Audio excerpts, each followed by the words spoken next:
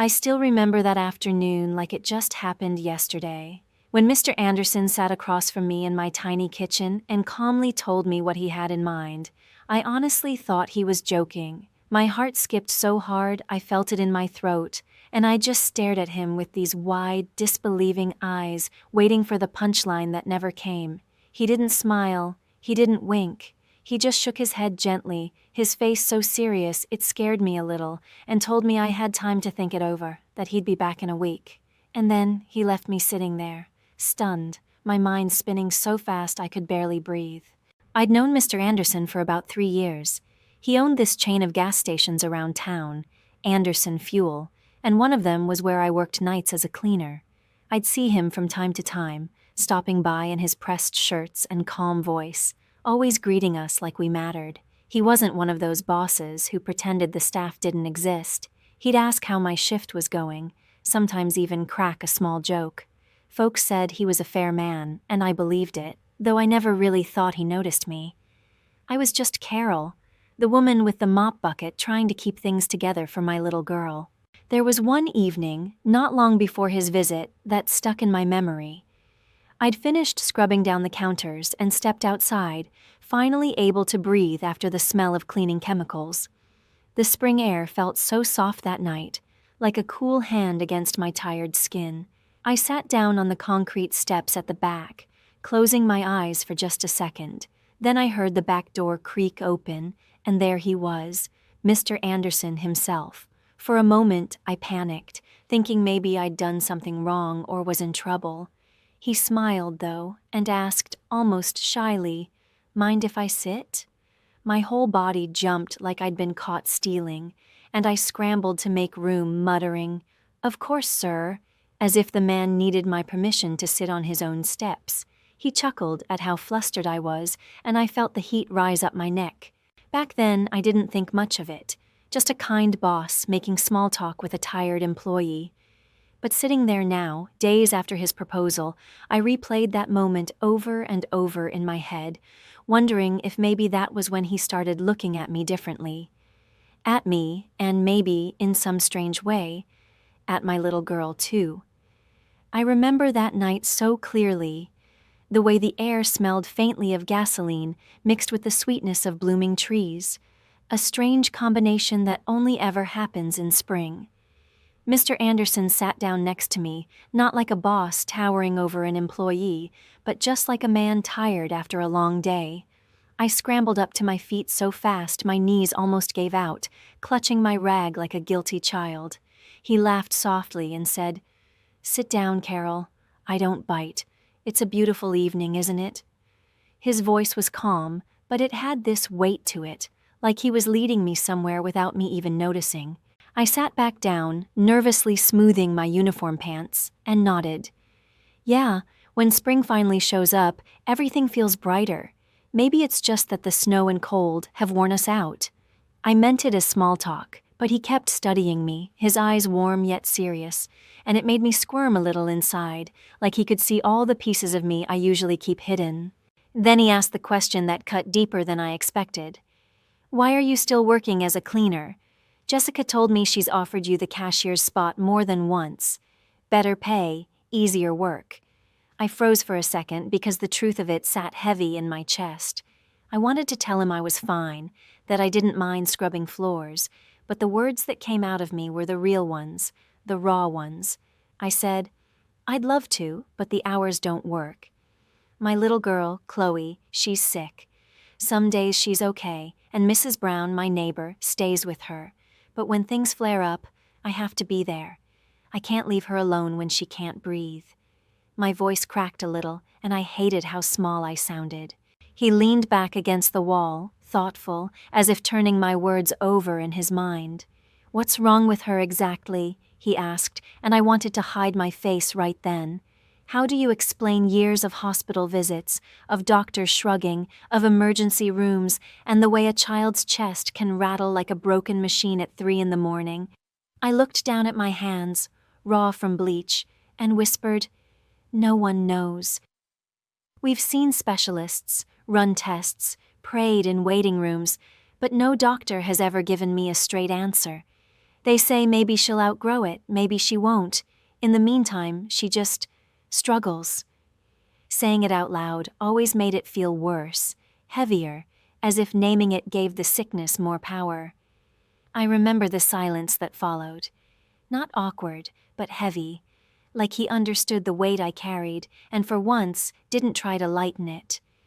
Just sat there beside me, letting me breathe, letting me feel seen. When he pressed me about what exactly was wrong with Chloe, I felt my throat tighten. Because how do you explain something you don't even understand yourself? I told him about the spells, how sometimes she just can't catch her breath, how her little body goes stiff and her eyes fill with terror, and all I can do is hold her while the panic swallows us both. The sound of her gasping, the way her chest jerks like she's drowning on dry land, it's a sound that haunts me in my sleep. And every time it happens, I run to the doctors, begging them for answers, for hope, for anything. But they always do the same thing: sigh, shake their heads, tell me it's complicated, tell me to be patient. One doctor said she'd need a specialized evaluation, the kind that costs more than I could make in a year, maybe 2. Another told me bluntly that sometimes kids grow out of these things when they hit their teenage years, as if I should just cross my fingers and pray my daughter survives that long. I remember sitting in those fluorescent-lit offices, clutching a prescription for nothing more than an inhaler, listening to their voices blur into background noise, while inside me I wanted to scream. There's nothing more crushing than being told to wait when your child is gasping for air. It felt like the whole system was shrugging at me, leaving me to figure it out alone, like Chloe's life wasn't urgent enough to move the needle. I'd walk out of those clinics with my stomach knotted and my hands shaking, the smell of antiseptic still in my nose, wondering if tonight would be the night I'd lose her. And saying it out loud to Mr. Anderson that evening made me feel naked, exposed. It wasn't just a story, it was the raw, jagged truth of my life. I half expected him to look away or change the subject, the way most people do when things get too real. But he didn't. He just sat there in silence, his gaze steady, like he was measuring the weight of my words and the cost of the life I was barely holding together. A few weeks after that conversation behind the gas station, he did something that nearly knocked me off my feet. My paycheck came with a bonus, a thick envelope slipped inside, no explanation, no note, just there. I remember staring at the numbers, my hands trembling, my first thought being that it had to be a mistake. But the manager just said quietly, "It's from Mr. Anderson." He never mentioned it to me himself. He just let me take it, like maybe he didn't want me to feel like I owed him anything, and then I didn't see him again for a long while, and I thought maybe that was the end of it. But then, one Saturday morning, my doorbell rang. I opened it and nearly fainted right there on the threshold. Mr. Anderson was standing in my doorway, his expression calm, but his presence filling the whole space like a thundercloud. My first instinct was that something terrible had happened at work, or maybe he wanted the money back, and I felt the color drain from my face. But what he said next made my knees weak in a way I'll never forget. He sat me down at my own kitchen table, the one with the chipped edge where Chloe liked to bang her spoon, and he told me he had a son, Adam, almost 30, but 7 of those years spent in a wheelchair after a car accident. A bright, strong man once, now drowning in his own silence, refusing to see friends, barely speaking even to his father. Mr. Anderson's voice cracked just a little when he admitted that his boy had given up on life, and that no matter how much money he threw at doctors, nothing could bring him back to the man he used to be. Then he looked me straight in the eyes and said words I still hear echoing in my head. He thought Adam needed someone to bring him back, someone real, someone who wouldn't treat him like a patient or a burden. He said he believed that someone was me. He wanted me to marry his son, not for love, at least not at first, for survival, for hope. He promised me that Chloe would have the best doctors, the best care, that my little girl's life would change overnight. And he promised me I wouldn't go without, that I'd be safe and taken care of, no matter how Adam responded. I sat there frozen, my coffee cooling in front of me, my heart thundering in my chest. It felt like the air itself had turned heavy, pressing down on my shoulders. I thought about Chloe gasping in the night, about bills stacked on my counter, about the exhaustion that clung to me every single day like a second skin. And across from me sat this man, offering me a way out, but at a price I could barely comprehend. He wasn't asking me for my love. He was asking me for my life. When Mr. Anderson laid it all out, it didn't even sound real. He said Chloe would have everything, every test, every treatment, every doctor we'd ever dreamed of, but could never afford. He said I wouldn't have to struggle anymore, that he was offering me a job, though it hardly felt like that word fit what he was describing. A 1-year arrangement. After a year, no matter what happened, I could walk away, and he'd make sure I was more than compensated. He said it so matter-of-factly, like he was negotiating a business deal, while my whole body was on fire with confusion and outrage. I couldn't even find the words at first. My mouth opened, but nothing came out. He must have seen the storm on my face because he softened his tone, almost pleading. "Carol, please, think of it as a partnership, a mutual agreement. I'm not even sure Adam would ever touch you. That's not what this is about. You'd be married, officially, but it doesn't have to be love. People marry for all kinds of reasons." I remember gripping the edge of the table so hard my knuckles went white, the audacity of it, the strangeness, the shame creeping up my neck. But there was also something else, this dangerous, whispering thought of what it could mean for Chloe. For her to finally breathe without fear. He must have sensed that flicker in me, because he leaned in closer and said, almost in a whisper, "I'm begging you, Carol. I can't reach my son anymore. He needs something, or someone, to make him want to fight again. You could be that someone." I swallowed hard, my heart slamming against my ribs. And then I asked the question that had been clawing at me since the beginning. "Does Adam even know about this?" Mr. Anderson's face shifted, a heavy sadness passing through it. He shook his head slowly and said, "He told me he doesn't care. I'll tell him it's about my health, or the business, some excuse. He's always trusted me, and this time, the lie will be for his own good." Those words rattled around in my head long after he left. A lie for his own good. Was there such a thing? My stomach twisted as I replayed every detail. Part of me wanted to slam the door on the whole idea, to never think of it again. And yet another part whispered louder. What wouldn't you do for your child, Carol? What wouldn't you sacrifice to see her grow up healthy? By the time my shift ended that night, I was still torn apart inside, pacing the kitchen floor like a trapped animal. And then the phone rang. Mrs. Brown's voice shook on the other end, telling me Chloe was having another episode, worse than usual. My heart nearly stopped, and I bolted for the door, already knowing this was the moment everything would change. That night, everything came crashing down. Mrs. Brown's voice was shaking so badly on the phone, I could barely make sense of her words. "Carol, hurry, it's Chloe. She's not breathing right. It's bad this time." My heart dropped into my stomach. By the time I sprinted across the yard, the flashing lights of the ambulance were already painting the walls of our little house in red and white. I stumbled through the gate just as the EMTs were lifting my daughter, her tiny chest heaving like she was running a marathon she couldn't finish. One of the paramedics shot me a sharp look. "Where were you, Mom?" His tone was clipped, almost accusing, and shame burned hot on my cheeks. "At work," I stammered, breathless, useless. He shook his head as if that explained everything wrong with me. Chloe's lips were pale, her eyes glazed with fear, and I thought, this is it. This is the moment I lose her. When the worst of it passed, I begged them to take her to the hospital, to do something, anything. But the doctor, a man I'd seen before, looked at me with the kind of tired eyes that have given the same speech too many times. "What's the point? They'll keep her overnight, poke and prod, and you'll leave with the same questions. If you want real answers, you need specialists. You need a clinic that can run the big tests, somewhere like Boston or New York." His voice was flat, matter-of-fact, but it hit me like a hammer. He might as well have said, "You'll never get that far on your own." 40 minutes later, the ambulance was gone, the street was silent again, and Chloe was asleep in my arms, her breathing shallow, but steady. My house smelled of antiseptic and fear. and I knew I couldn't go on like this.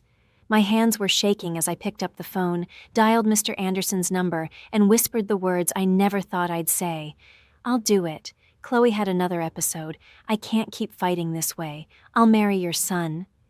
The next morning felt unreal, like I was moving through someone else's life. Mr. Anderson showed up at my door himself, dressed sharp as always, but this time with a younger man beside him, clean-shaven, polite, carrying himself like a bodyguard or a driver. He didn't waste time on small talk. "Carol, just pack what you need. We'll buy the rest." His voice was steady, reassuring, as if I hadn't just signed away a year of my life. Chloe, wide-eyed and innocent, pressed her nose against the window of the sleek black car they brought. "It's so big, Mommy," she whispered with awe, her sickness momentarily forgotten. And in that moment, watching her tiny fingers trace the glass, I told myself I'd made the right choice. Even if my stomach twisted with fear, even if I felt like I'd stepped off a cliff, I held on to one thought. I was doing this for her. Chloe's eyes lit up the second she saw that shiny black car waiting at the curb. "It's huge, Mommy," she whispered, her little palms flat against the glass like she was touching a dream. Mr. Anderson crouched down beside her with surprising gentleness for such a powerful man, and asked, "Do you like it?" Chloe nodded so fast, her curls bounced. "Very much." He smiled, and then with a playful tilt of his head, added, "Want to ride up front? See everything as we go?" Her mouth dropped open. "Can I? Really?" She turned those pleading eyes on me, the same ones I'd seen 100 times when she wanted ice cream before dinner. My instinct kicked in, the strict mother in me blurting, "No, honey, if the police see you, we'll get a ticket." Mr. Anderson laughed like it was the silliest worry in the world. He opened the passenger door with a flourish. "Hop in, Chloe. If the police pull us over, I'll be the one writing them the ticket." She squealed with joy and scrambled up, her tiny legs dangling off the big leather seat. As we pulled away, I sat in the back, my hands clutched so tightly in my lap they ached. I should have felt relief. My daughter was smiling, breathing easy, caught up in the thrill of a ride she'd never forget. But all I felt was the weight pressing down harder and harder on my chest. Every mile we drove closer to his world, my doubts grew louder. What had I done? What if his son, Adam, wasn't just broken but cruel? What if he resented me, hated me, made Chloe's life worse instead of better? The countryside rolled past the windows, fields stretching out in shades of green and gold, but I barely saw any of it. My thoughts twisted tighter, my stomach turning in knots. I imagined dark hallways, a stranger's cold stare, a life built on pretense. My palms were damp, my throat dry. I almost told him to turn the car around right then. Mr. Anderson must have noticed the panic rising in me because he glanced back through the mirror, his voice calm but firm. "Carol, breathe. There's no wedding today. You still have a week to think about this. You can walk away if you want." His reassurance should have comforted me, but it only made me realize how trapped I already was. How could I walk away when Chloe was sitting up front, laughing at every turn, believing this was the start of something magical? I leaned my head against the window, closing my eyes, as the car hummed beneath us, whispering the same question over and over in my mind. God, what have I gotten myself into? Mr. Anderson kept speaking softly as the car rolled closer to its destination, telling me that Adam was a good man at his core, intelligent and sensitive, that the accident had crushed something inside him and left a shell of who he used to be. And though he said it with the calm assurance of a father who still hoped, I felt the unease twist inside me because hope and reality often sit far apart. His words circled in my mind, sounding both like a comfort and like a warning, and I gripped Chloe's small hand tighter, almost as if by holding her I could anchor myself against the storm of uncertainty gathering in my chest. When we finally stopped, I stepped out and bent down to help Chloe out of her seat, and as I straightened and turned, the sight of the house made me freeze completely, because what rose before me wasn't a home in the way I'd ever known it. It was something out of another world. A mansion with high stone walls and endless windows that gleamed like mirrors, the manicured lawn rolling out in front like green velvet, And in that moment I realized just how far I was from everything familiar, how small and unprepared I felt standing there in my worn jeans and tired sneakers.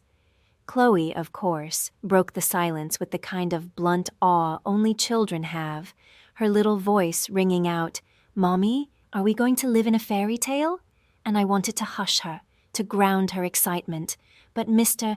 Anderson only laughed, lifting her with surprising ease and twirling her until her laughter echoed against the stone, asking if she liked it, and she beamed with all her heart, shouting that she loved it. Her joy hit me in a way I couldn't quite explain, because where she saw magic and wonder, I saw a warning, a reminder that I was stepping into a place that didn't belong to me, a world where money softened every corner, and where people like me only appeared with a mop bucket in hand, and yet here I was being asked to stand as part of this family. The days leading up to the wedding blurred together, heavy with preparations I hadn't asked for, but what stood out most to me were the dinners. Those long, awkward evenings at a table that could have fit 20, where Adam sat at the far end, pale and quiet, pushing his food around but hardly ever eating, his presence more ghost-like than alive, his silence filling the room more loudly than conversation ever could. Sometimes I caught myself stealing glances at him, trying to read his expression, trying to see who he was beyond the stillness. And though he was handsome in a soft way, almost fragile, the lack of light in his face unsettled me, because it was as if he was there and not there at the same time, his body in the chair, but his mind locked somewhere unreachable. At night, I lay awake in the enormous guest bed they'd given me, staring at the ceiling that seemed impossibly high, hearing the echo of that silence as if it followed me down the halls, and I couldn't stop wondering what kind of life I was stepping into, what it meant to bind myself to a man who seemed to have already left the world behind, and whether hope, no matter how sincere, could ever bridge the distance between us. I could tell Adam rarely went outside, his skin almost translucent in the soft light of the dining room, and in those quiet dinners I understood that he carried his own prison inside him, one I couldn't even begin to unlock. He never mentioned the wedding, never asked me anything about it, and in a strange way I was grateful for that silence, because it gave me room to breathe, to prepare myself for what was coming, without having to face his judgment or his resentment. The whole arrangement still felt surreal, and yet each day the reality inched closer, pulling me deeper into a life that wasn't mine, a life I hadn't chosen, but couldn't walk away from. The day of the ceremony felt like stepping into a storm of people and movement, 100 bodies rushing around me, fussing over details I'd never dreamed of having. Just the night before, they had delivered the wedding dress, and when I opened the box and saw it, I had to sit down on the edge of the bed because my knees nearly gave out. The fabric shimmered like something torn from a fairy tale, so delicate I was afraid to touch it, and my first thought was, how much does something like this even cost? Mr. Anderson only smiled, telling me not to worry about that, saying I was too impressionable to handle the number. And though he meant it kindly, it only reminded me again of how vast the distance was between his world and mine. Then he pulled out another dress, a miniature version of mine, made for Chloe, and when she saw it, she shrieked with such joy that we all had to cover our ears from the piercing squeals. She twirled and posed like a little princess, her tiny shoes tapping against the polished floor as she strutted with the seriousness only a child can carry when she believes she is royalty. For a moment, the sound of her laughter filled the house, and I turned my head just in time to see Adam standing in the doorway of his room, watching her, his lips curved into the faintest smile, a fragile thing, but real, and in that fleeting second, I saw a spark of the man his father must have been hoping I could reach. Later, when they showed me the room Chloe would be staying in, I realized it was right next to the bedroom that was meant to be mine and Adam's. The thought of sharing a space with him, of being bound to him in more than just name, pressed on me like a weight I wasn't ready to carry.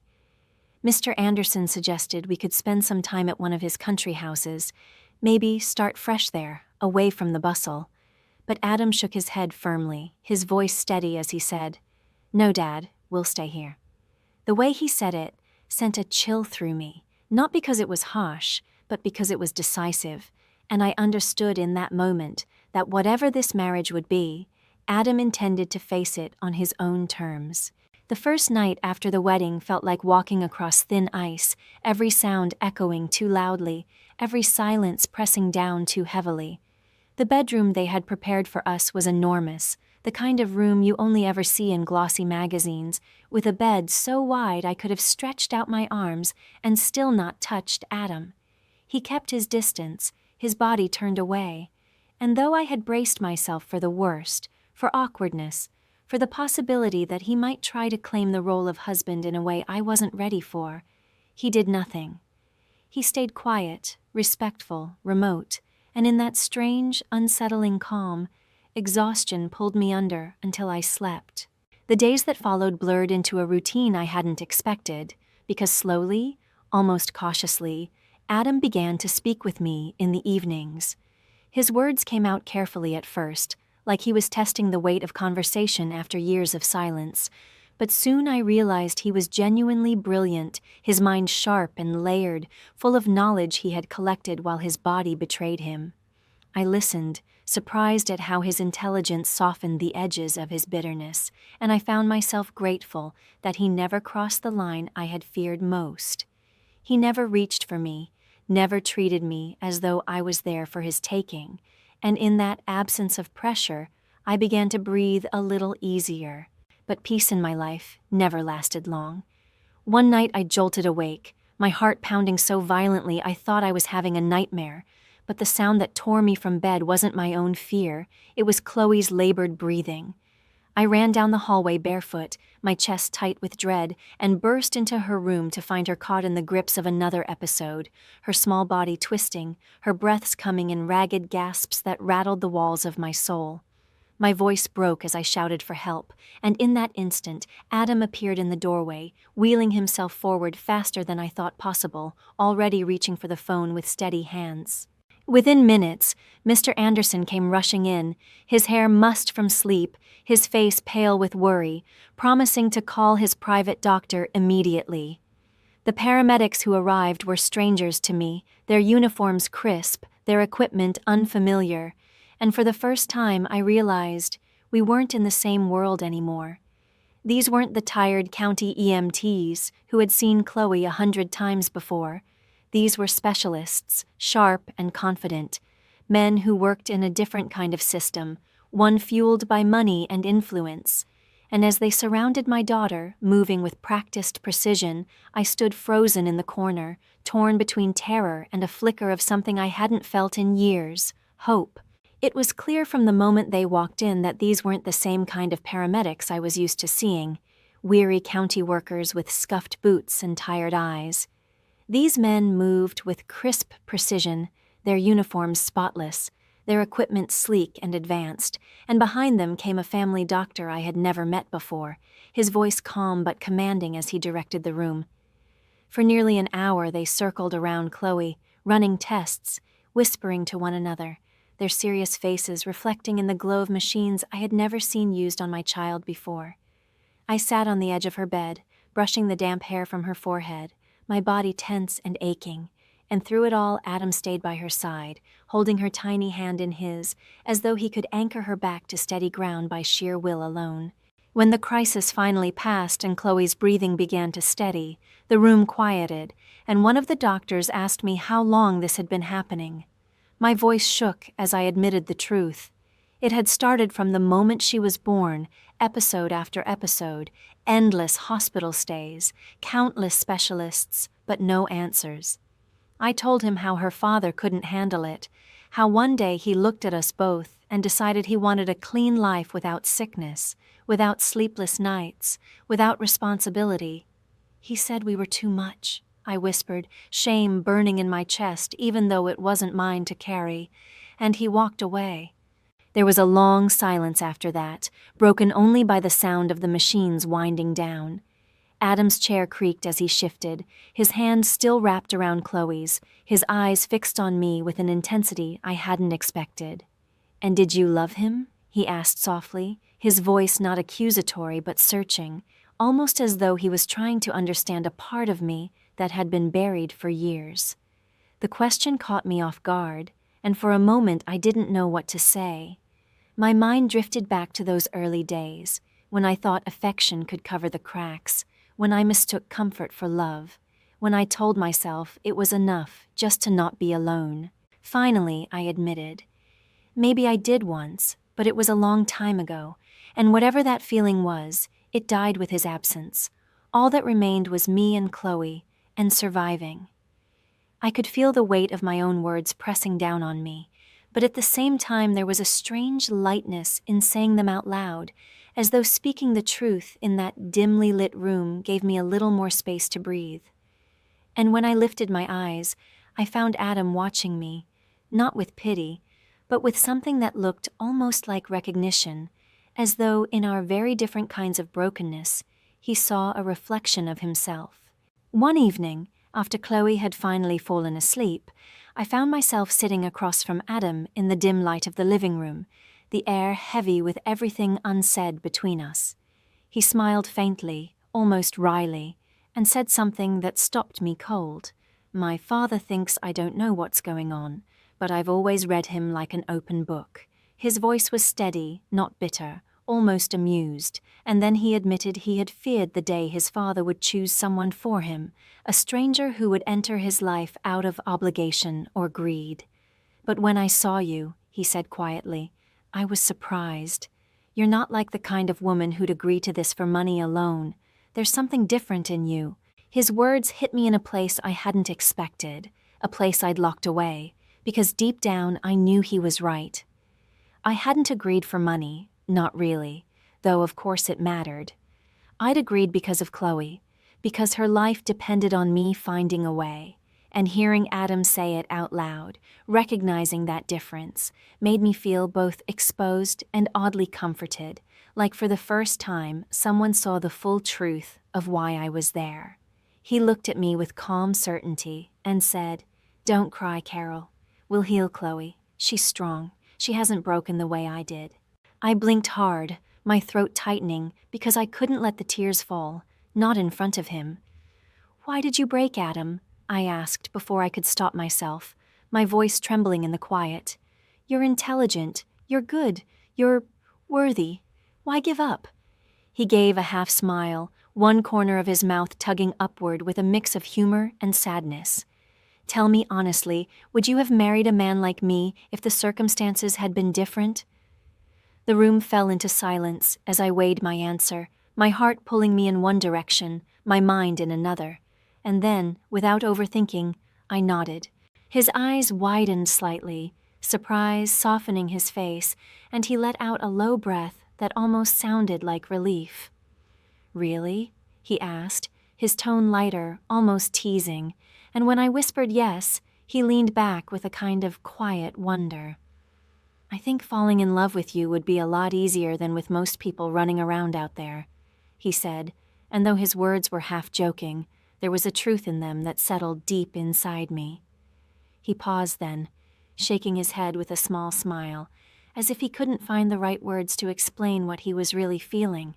And in that silence, I realized something had shifted between us, not a dramatic change, but a fragile thread of connection, delicate and new, yet strong enough to make me believe that maybe, just maybe, this wasn't only about survival anymore.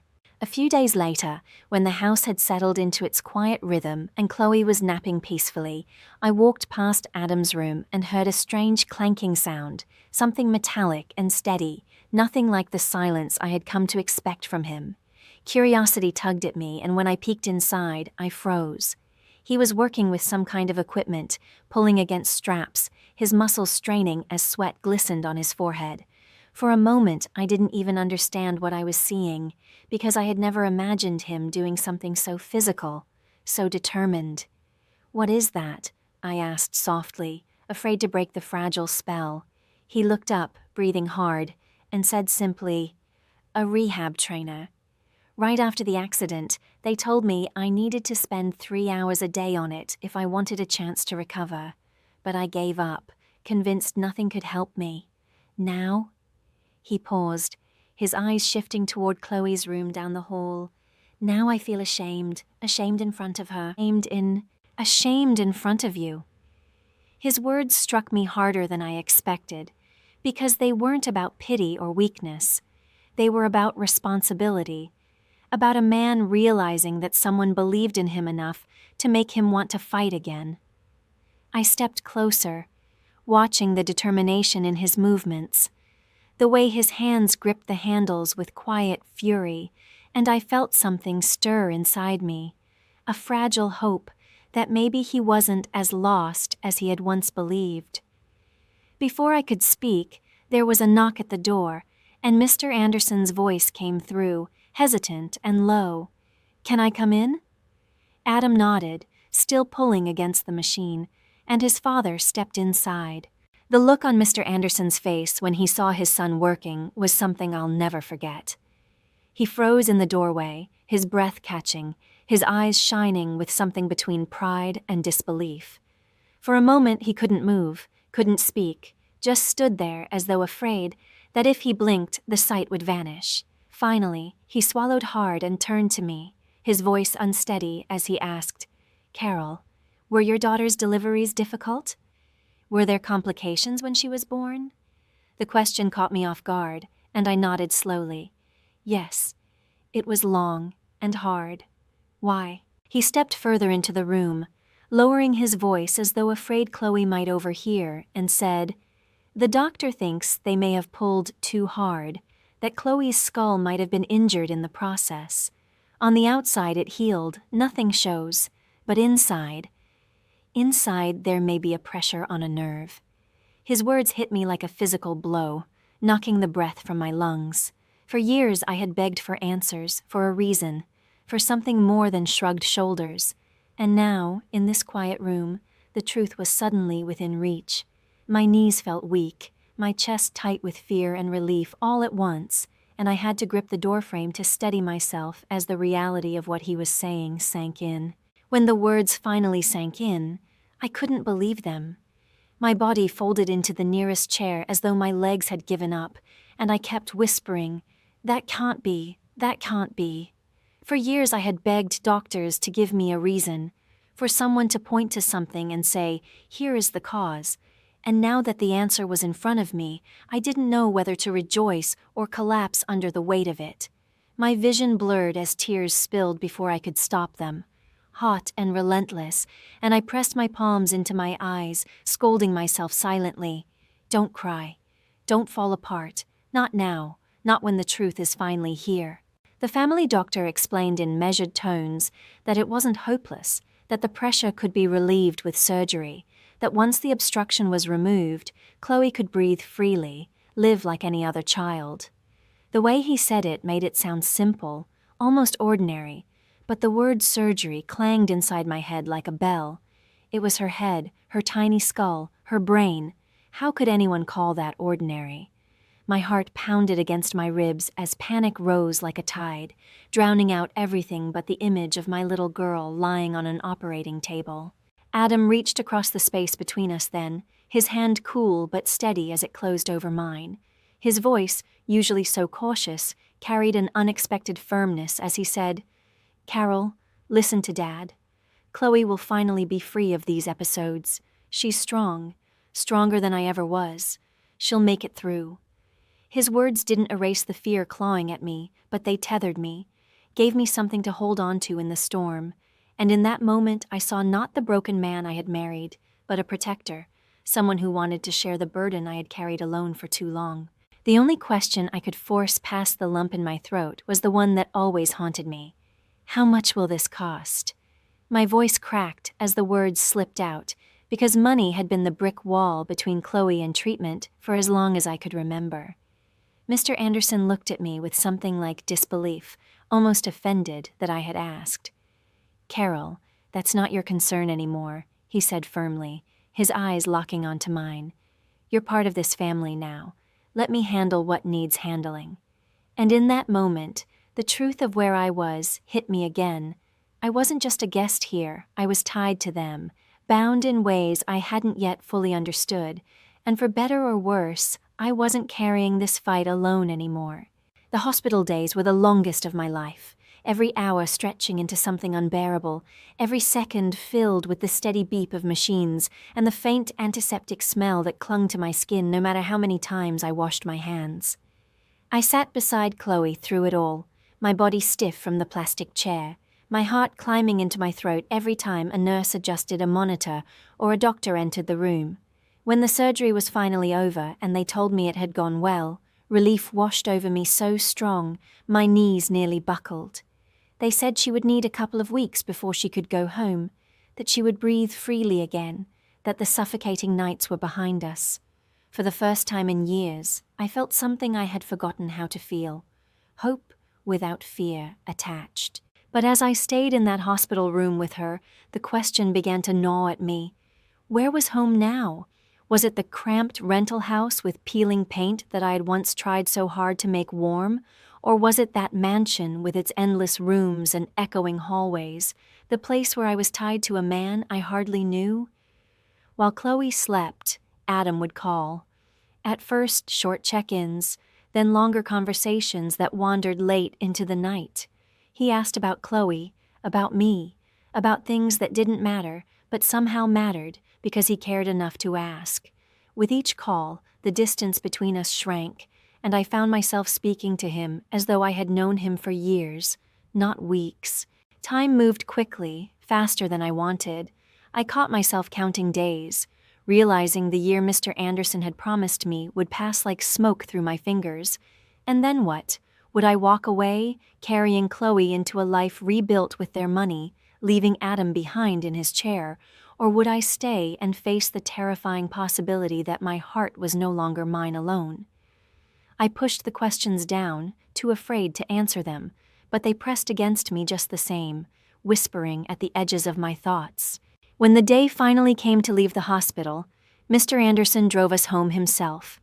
The evening light stretched long shadows across the driveway, and I noticed his face was heavier than usual, a cloud settling in his eyes. "What's wrong?" I asked, my stomach already tightening. He hesitated before telling me the truth. Adam had been drinking 2 days straight, locked away in his room after a month of pushing himself hard on the trainer. He said Adam had broken down, claiming nothing would ever change, that his body would never listen no matter how much effort he gave. Hearing it made my chest ache in a way I couldn't explain, because I knew too well what it meant to feel like hope had betrayed you. I walked into that house with dread curling through me, bracing myself for what I was about to find. When I opened the door to Adam's room, the air was heavy with the sour smell of whiskey and darkness. He sat slumped in his chair with the curtains drawn, the only light the faint glow of a half-empty bottle on the table. My heart clenched at the sight of him, because it wasn't just the alcohol that weighed him down. It was the look of defeat on his face, the kind of hollow surrender I had seen in myself during the darkest nights with Chloe. Without thinking, I crossed the room, flicked on the overhead light, and began gathering the bottles into my arms. The glass clinked sharply, and he jerked his head up, startled. "What are you doing?" he demanded. My voice came out steadier than I felt. "You're not drinking anymore. Not while I'm here." He stared at me, confusion flickering across his face, then bitterness crept in. "Why? It's not like this lasts forever. Chloe's better now. You don't have any reason to stay tied to me. I'm still the cripple in the chair, the man you didn't choose." His words cut into me like blades, and for a second I couldn't breathe. Then I straightened, forcing my spine tall even as my heart quivered. "No, Adam," I said firmly. "You wanted to say idiot. But you're wrong. You're strong. You're intelligent. You're capable. I wouldn't have been here this long if I thought otherwise. I couldn't have been so wrong about you." He lowered his head, the fight draining out of him, his voice cracking as he whispered, "I'm sorry. I thought I could handle it, but I can't. I keep failing." I moved closer, setting the bottles down with a thud, and touched his shoulder, not gently but firmly, grounding him. "You don't get to give up," I told him, "because I'm not going anywhere. I'm home now, and maybe, just maybe, we can try again. Not for your father, not for Chloe, but for us." The silence that followed was heavy, but it wasn't empty. It was filled with the possibility of something new, fragile, but real. As the year crept toward its end, Mr. Anderson grew restless, his worry spilling into every glance, every word, afraid that I would take Chloe and leave once the agreement was over. But things had changed. Adam had changed. He had started pushing himself harder, his body responding in ways the doctors had once told him were impossible, until finally he managed to stand, shaky but upright, for a few seconds at a time. The doctors said that at this pace he would be walking, maybe even running before long. And I, standing beside him, felt the shift inside me too. The contract that had once chained me now felt irrelevant, because what held me here wasn't obligation anymore. It was something deeper, something I hadn't expected to find when I said yes in desperation. Mr. Anderson had grown increasingly tense as the end of the year approached, and I could feel the fear behind his every look, the fear that once the time was up I would walk away, that I would take Chloe and leave Adam behind, that everything he had built and hoped for would crumble into silence again. I could see him calculating, already preparing to offer me more money, more promises, anything to keep me tethered to the life he had drawn me into. But what he didn't understand was that the tether had already changed. I was no longer bound by desperation, but by something I hadn't expected to find. Love, fragile and complicated, but real. That evening, as we sat down to dinner, the air in the room felt different, charged with something unspoken.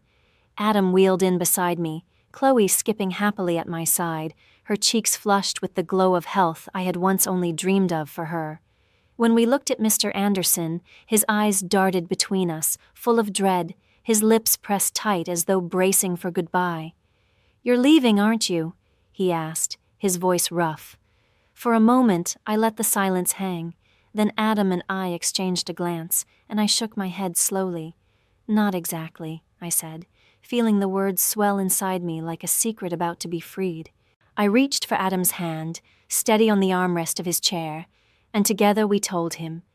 "You're going to be a grandfather," I said softly, my voice trembling but sure. "And Chloe is going to have a baby brother or sister." The room went still, the kind of stillness that holds its breath before breaking into something irreversible. Mr. Anderson's face shifted, confusion first, then disbelief, and then the floodgates opened. His eyes filled, his body shook, and for the first time since I had met him, he broke. Tears poured down his face as he pulled us all close, his arms wrapping around me, around Adam, around Chloe, holding us as though we were his anchor in a storm he had fought alone for too long. He wept openly, his sobs shaking the walls, not with sorrow, but with a kind of joy so raw it hurt to witness. In that embrace, I realized how far we had all come, Adam finding his strength, Chloe finding her health, and me finding a family where I had once seen only a bargain. The year that began as a transaction had become something none of us could have imagined, and in that moment, pressed together, I knew that whatever came next, we would face it as one. And if this story touched you the way it touched me living through it, I'd love to hear your thoughts. Tell me in the comments what you felt, what moments hit closest to your heart, because every time you share your own experience, it reminds me I'm not alone in mine. And don't forget to like this video and subscribe. It may seem like a small thing, but for me, it's a way to keep telling these stories, to keep us connected, woman to woman, heart to heart.